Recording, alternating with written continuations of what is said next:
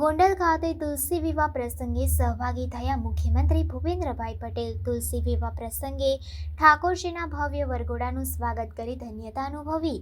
મુખ્યમંત્રી ભૂપેન્દ્ર પટેલ રાજકોટના ગોંડલ ખાતે તુલસી વિવાહના ભવ્ય આયોજનમાં સહભાગી થયા હતા. આ પ્રસંગે યોજાયેલા જાજરમાન કાર્યક્રમમાં મુખ્યમંત્રીએ કોલેજ ચોક ખાતે ઠાકોરજીના વરઘોડાનું ભાવપૂર્વક સ્વાગત કર્યું હતું. અહીં ઠાકોરજીની આરતી ઉતારી ઠાકોરજીના વરઘોડાના સામૈયા કરવામાં આવ્યા હતા. ઠાકોરજીના વરઘોડામાં ભરત ભરેલી રંગબેરંગી છત્રીઓ, વિવિધ પ્રકારની કલાત્મક અને રજવાડી બગીઓ, સુશોભિત કરેલા હાથી, ઘોડા અને ઊંટ ગોંડલવાસીઓ માટે આકર્ષણનું કેન્દ્ર બન્યા હતા. બેન્ડ બાજા સાથે વરઘોડાનું સ્વાગત કરવામાં આવ્યું હતું.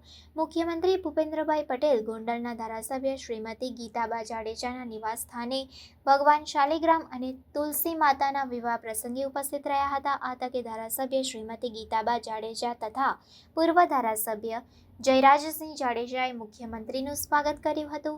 મુખ્યમંત્રીએ આ સાથે પૂર્વ મુખ્યમંત્રી વિજયભાઈ રૂપાણી, સાંસદ રામભાઈ મોકરિયા, જિલ્લા પંચાયતના પ્રમુખ પ્રવીણાબેન રંગાણી, જિલ્લા કલેક્ટર પ્રભવ જોશી, ધારાસભ્ય સર્વે રમેશભાઈ ટીલાળા, દર્શિતાબેન શાહ, મહેન્દ્રભાઈ પાડલિયા, પૂર્વ સાંસદ રમેશભાઈ ધડુક સહિત મહાનુભાવો અને સ્થાનિક અગ્રણીઓ ઉપસ્થિત રહ્યા હતા.